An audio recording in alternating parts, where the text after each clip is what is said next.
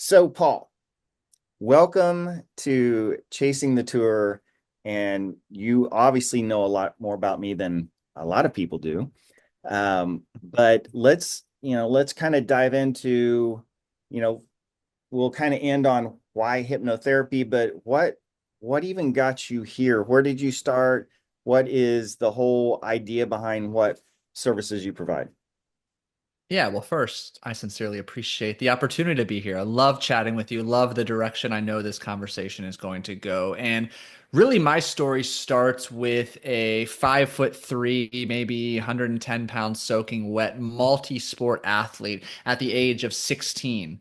Lacrosse, football, basketball, a little golf at that time still present as well. But as you can imagine, all of my peers were bigger, stronger, faster than me, and I was desperate for any and every opportunity I could find to keep up with them. So, fortunately, still to this day, give my mom all the credit in the world. She instilled this kind of mindfulness as to what food I was putting in my body. That became a strength of mine, which we'll hear more about in a moment. Fell in love with the weight room, absolutely in love with it. Bugged my middle school teachers to let me lift weights at like 12 years old during lunch. Still can't believe they let me do that.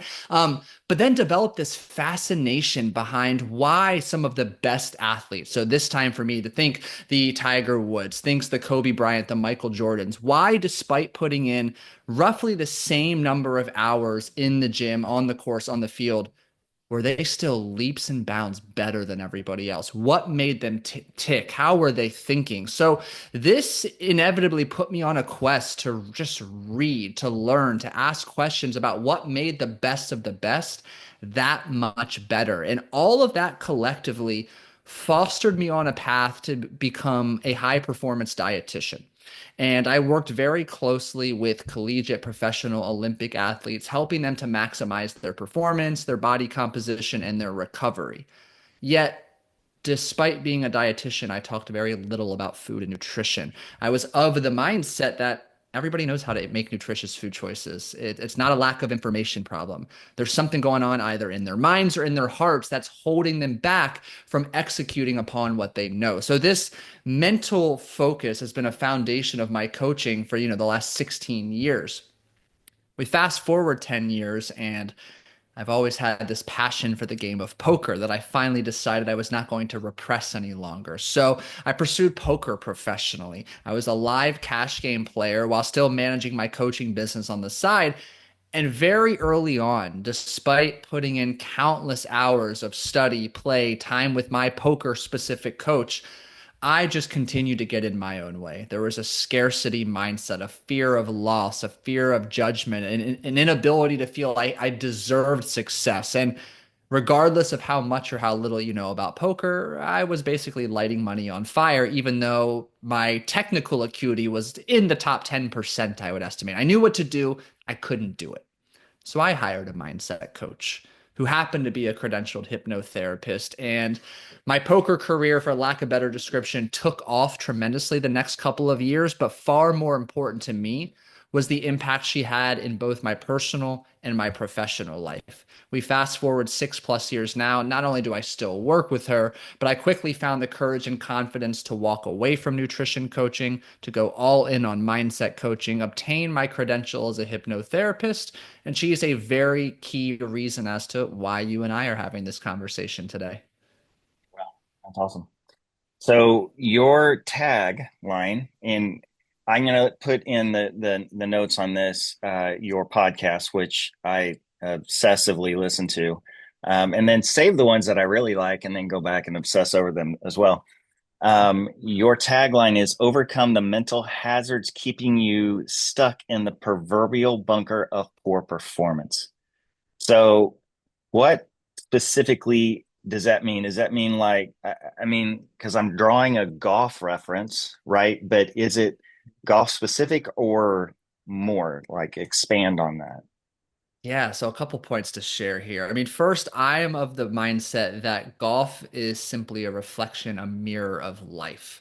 Golf exposes your strengths, but also humbles you quite quickly to expose your shortcomings, your outdated way of thinking, your fears, your disjointed beliefs and behaviors. You don't learn to succumb to performance pressure and anxiety only on the golf course. You don't have terrible emotional management only on the golf course. This is something that trickles into everyday life. So those mental hazards are the outdated and limiting beliefs, the sabotaging stories and behaviors, the fears, the inability to handle and manage emotions, which I collectively refer to as destructive mindset programs. So, yes, the play on the golf specific references.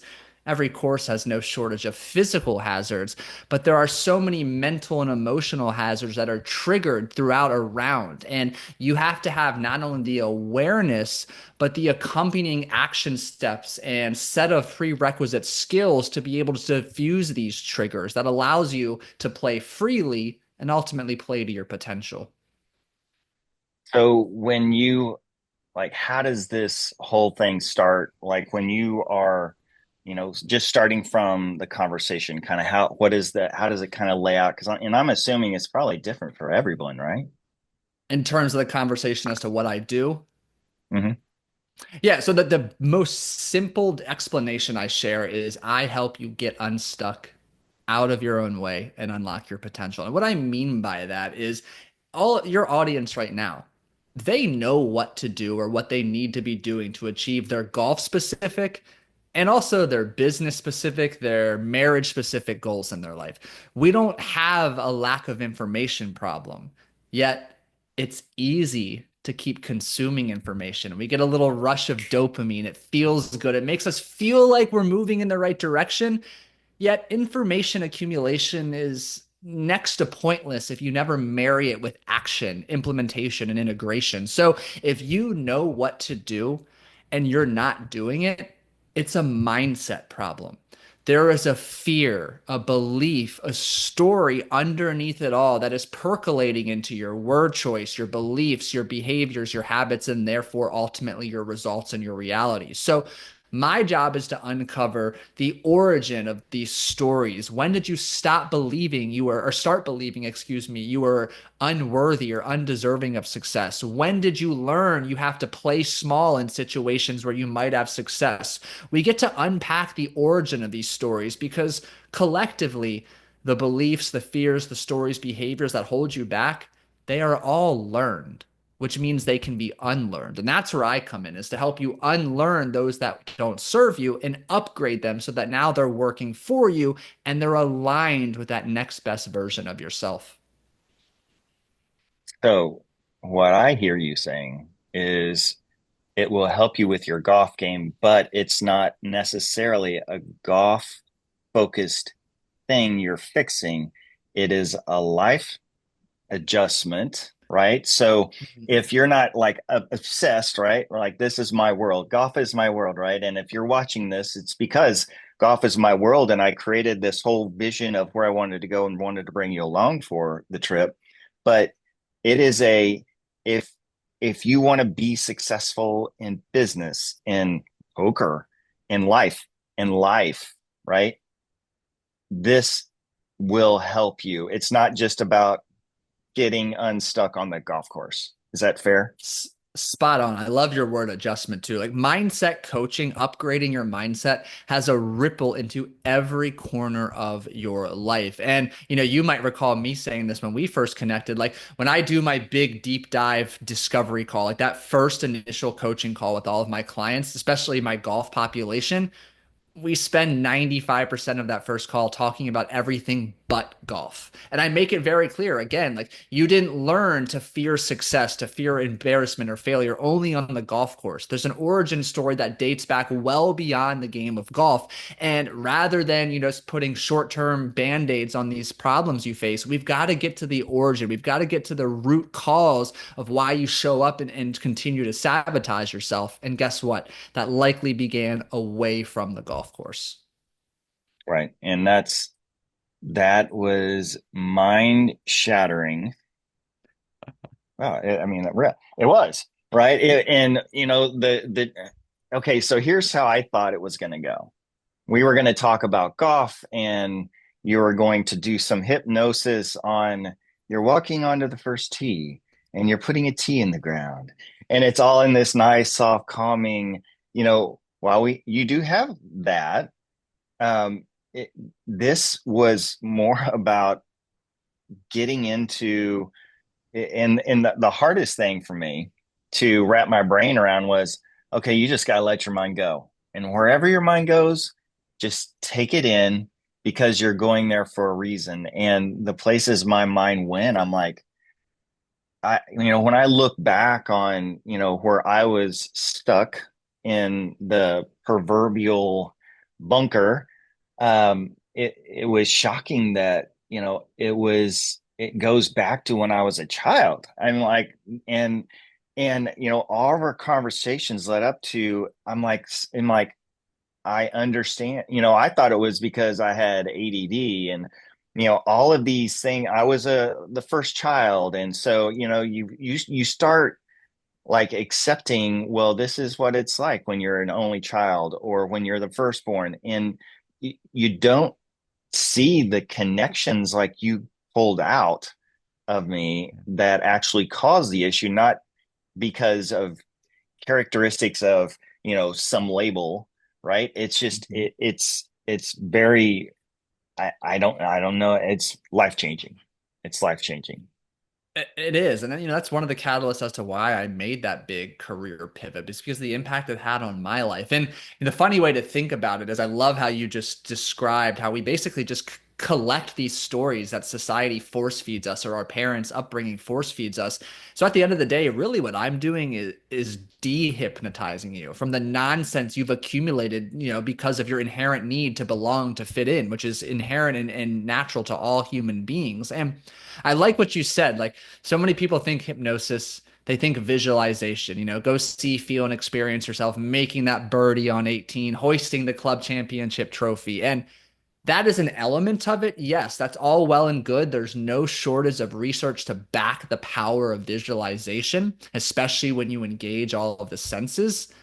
But as you know very well, rather than going forward, I like to go backwards. The technical term is regression, regressing to those times in your life that were so pivotal for you, where you didn't have the emotional skill set to process, manage, and overcome whatever it was. And we go back to the times that you learned the coping, the numbing, the defense mechanisms to protect yourself, so we can continue to unwind, detangle, dehypnotize, or unlearn them to create a blank canvas where now you can take ownership, become the author of your story, and start filling in the beliefs, the behaviors that you need to get to where you want to go. Wow. That's it, it seems so simple, right? This whole mindset. I mean, and I've I listen to mindset podcasts, and I got to you through Mark Immelman, on Mm-hmm. his podcast when you interviewed with him. And it's interesting that I thought, like when I played in so many tournaments now that, going into a tournament, my nerves, it's more of a good nerve feeling, Yeah. versus in the beginning, right? So it's like, uh, when you think mindset, like, okay, I'm going to do good today. And you think about what the positivity is, and you try and feed all this stuff into yourself, like from a mental mindset. But really, the mental mindset is you first have to clear out everything else. And that's, it's all that history of your life that are building upon issues that are causing you on the golf course, right? It's, like I'm on hole 14 and I'm two over, and all of a sudden I blow up and have two doubles and, a bogey. Because you start thinking, okay, this is today. The Having the right mindset and not thinking that way is one thing, but you have to get down to uncover what's causing that. And that is the true fix. I mean, you have all the thoughts rushing in, and I'm not a mindset guy, right? So you can like correct me when I go off the trails or the rails, but you know, you you you can train, you can stop, you can accept the thoughts that are coming in and then let them go. But still, if you can't get unstuck, I keep going back to being stuck and unstuck. Mhm. Um, and that is what you're helping coach. You're not helping coach, okay, when you're on the, and we never got to this point, right? But when you're on the first tee, these are the things you want to be thinking of. Is that what you do? Or is it more of you're dealing with what is inside of you and that's what you're trying to clean up? Yeah, so well said. And I think the one word that's missing that I think really kind of brings everything together is emotion. Like, let's be honest. I am a mindset coach, a high performance hypnotherapist, and a lot of what I do is really emotion work. But if I called myself an emotions coach, I don't think I'd have very many clients, especially men, because we are typically emotionally constipated individuals, which is why there's so much opportunity for growth. But with that said, everything comes back to emotions. Again, it's what to do. And you're correct. And I'm going to kind of go all over the place. I promise I'll bring it home cleanly. I don't lead with, okay, here's how you develop your pre-shot routine. Here's what you do, the technical X's and O's. There are far better and more experienced coaches to give you the technical acumen on how to cultivate every little nuance of the X's and O's of your golf game. I operate through the lens of, hey, dude or dudette, if that's a word. You already know what to do. Why aren't you doing it?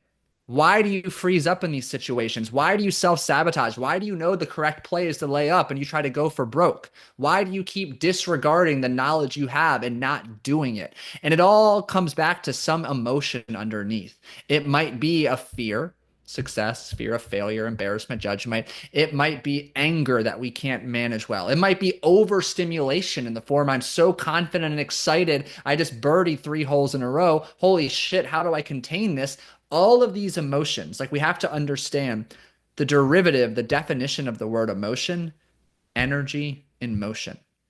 So all of these emotions, simply put, produce an energetic response in your body that you and me typically experience as tension or tightness, which tension, tightness, the antithesis of that swing we work so hard on. So really diffusing the emotion you experience. A lot of people carry it rather this stuck toxic emotion for years, decades. They repress shame, anger, guilt, frustration, sadness, grief, and it's just energy. So it accumulates. Your default operating becomes this place of tension and tightness.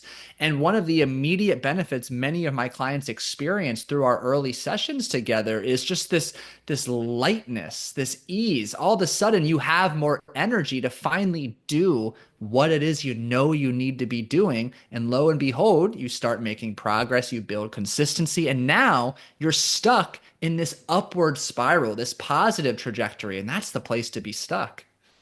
Right. No, that's awesome. And that's why, as we talked, my whole focus this year was to work on my ball striking, which brings up another point I'm going to have it here in a second. But it was so focused on ball striking that became my focus, and a little less focus on my short game, a little less focus on my putting, a little less focus on my driving. My driving still remains fantastic because of the stack system, in my opinion. But that's a whole other conversation. But this year, it's my new season starts in April 2025. But starting in now, my whole focus is the mental side. And, the work we've done together is really kicking that off and has made in our conversations and, the readings, and it's already made such a big change on how I think, on how I treat others. Um, because, a lot of my self was built to make everyone around me happy. Yeah. And, it's not like you become, a jerk. It's not that. It's, being able to throttle, you know, taking care of others first, because there is a difference. And the changes like that we talked about, it's why aren't you working out? Well, it's because I really don't kind of need to, but yes, I do. right? Because when I look in the mirror, I'm like, looks good, right? Yeah. I'm small, I'm strong, but like when I wake up in the morning, my back is like, dude, did you hit 100 drivers last night? Seriously? And so working out, working on my putting, becoming more not rigid, but more routined and that's one of the things that came out with us because you're like, well, what is it that you're doing? Well, what do you need? What do you know that you need to be doing? And I would lay out these are all the things I've done videos on it. And you're like, but are you doing it? And I'm like, well, no, because this, and it's like, okay, that is what you help with, right? It's getting unstuck and get out of your own way and just start working out. It doesn't have, like with me, my problem is I want everything done to perfection. And so if I can't get in a full 25 minutes to do these sets right, I'm not going to work out, right? I'm going to wait till later tonight because my life is so easygoing. It's not.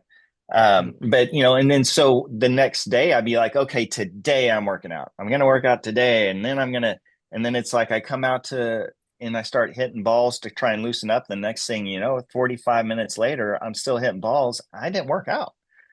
It's it's setting my word for this year is in life and work and golf is intentionality, and it's having the intention. I know what I need to do, but you force this thing on me. I don't even know how it happened to and since our last conversation, I am now working out. I'm having smarter practices. I'm going to be releasing some videos on doing slow swings, and I never would have done that in the past. But when you're trying to make even a minor change in your swing, and that's the weird thing, it's not when your body is used to something. Muscle doesn't have muscle memory. That's not a thing. Your mind knows what it's trying to do and will make it happen. And I don't know what I'm like speaking out the side of my mouth here, but you while your muscles don't have memory, so you can't sit here and swing, swing, swing, your mind has the memory in it to do a certain swing or whatever. And so to retrain yourself, right? It's training slow, and we're going down a whole not mental mindset, but it's the what my point is. It's important what you're doing and what you're helping with is important because I wouldn't be doing the right things to get better. And like I know right now you're mid 20s handicap. 23. I spent like an hour Ooh. entering all of my data in the other night. So I had a full, like, this is a fresh start where I'm at, and we'll be at a 5 this time next year when we're having a conversation. And you I've fed that to you perfectly. So you're wanting to go from a 25 to a 5, and the intentionality and the specificity behind this is what I'm doing, and I'm going to get there by building a team around me. And Mhm. a lot of people, right, like you said on your podcast, will roll their eyes at that. Trust Mhm. me, right? So when I say I want to play on the Champions Tour, most people are like, okay, sure, yeah. But it's that what is it in you that you know that you're going to go from a 25 to a 5 next year? I mean, oh, this is a whole conversation in of itself. I just actually published my last edition of the More Parts Than Bogey newsletter, walks you through in writing this entire process. But in short, like I have like every goal needs to be clear, and we can get into the whole SMART goal, yada yada. But the far most important thing here is like, why does it matter? And you're no stranger to this. I've drilled you 1,000 times with why. So for me, like there is a strong emotional charge and attachment to achieving a 5 handicap in the next 12 months. Like selfishly, I told you, golf is a reflection of who I am. Golf is a personal development journey in the form of a game, a form of play, pleasure.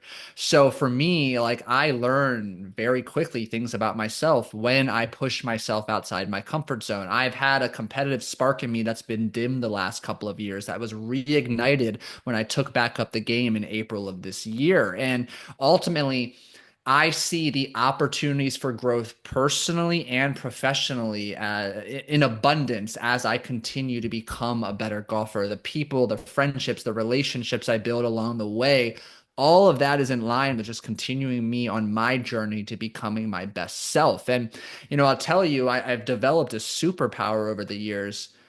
Can I cuss on your video?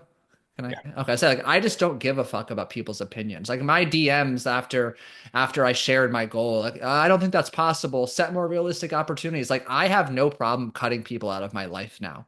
And it's interesting for me to share that because like you, like I struggled with people pleasing. I had to have everybody like me for so long, and it just robbed me of joy, energy, authenticity being the biggest thing it robbed me of. So, as I embark on this journey, and I'm sure I'm getting us off track, but I'll bring it together, it's like I'm clear on where I want to go first and foremost. I understand why, the emotional charge around it. And then, similar to how I've coached you, like I ask myself, what are 5 handicaps doing, or what did they do to get there?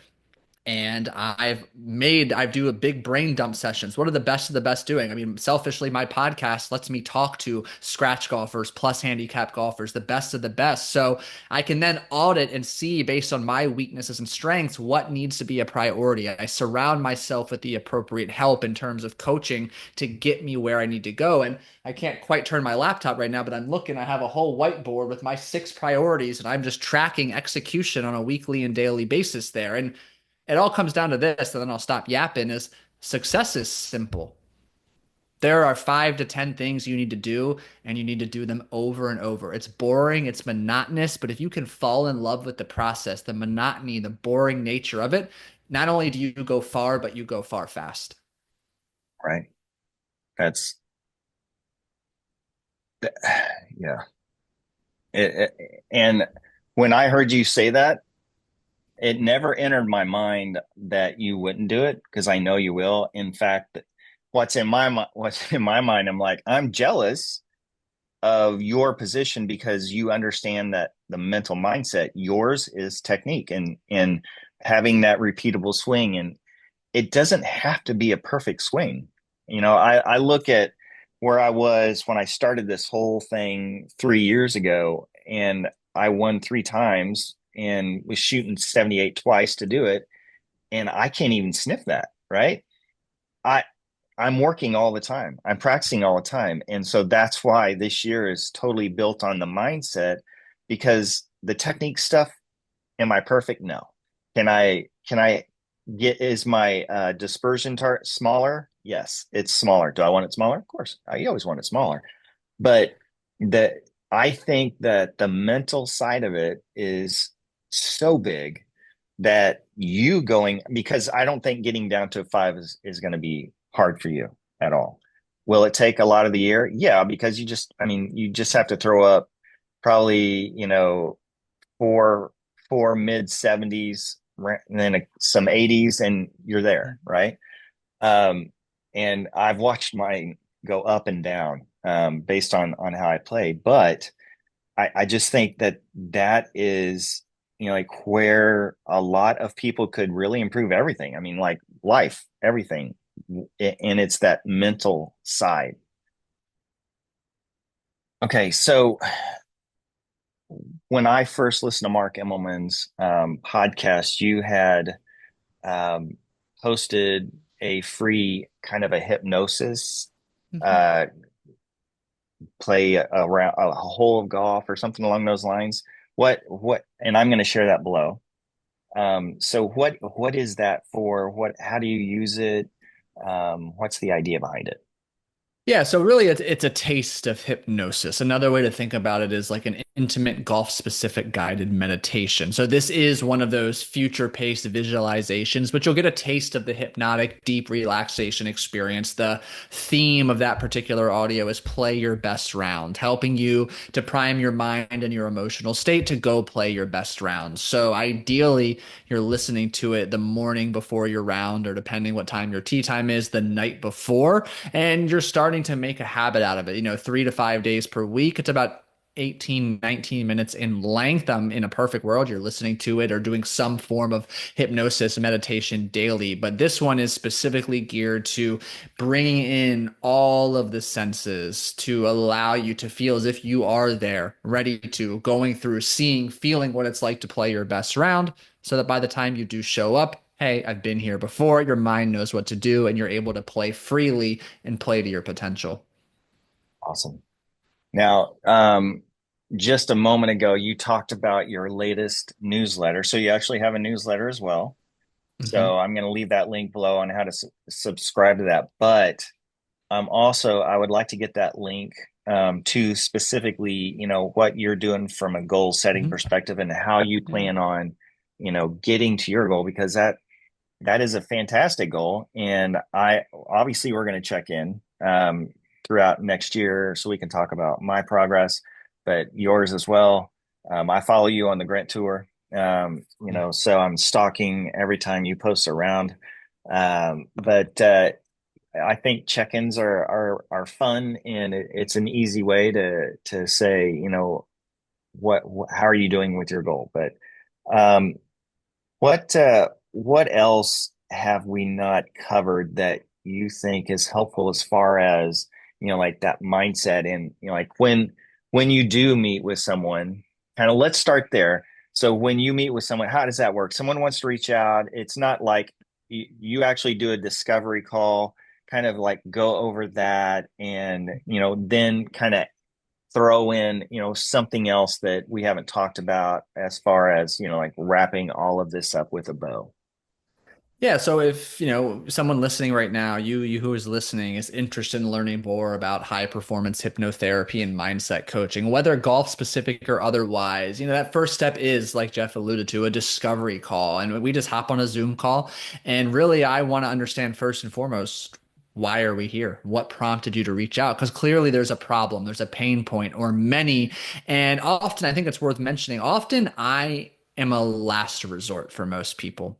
They think they can do it themselves. Maybe the guy at the course has some mindset related training. And this is not to diminish any of your pros at the course, but it's like I'm often the last resort where you finally are humble enough to admit, like, I need help. And I'm a big believer asking for help accelerates results. So I need to know why you're here, why you've reached out. And that's going to serve as a gateway into having a wonderful back and forth conversation where I get to learn more about your goals, challenges, frustrations, how life will look and feel different once we overcome them. Because simultaneously, while we're having that conversation, I'm ensuring that I can answer the most important question, which is, can I confidently help you?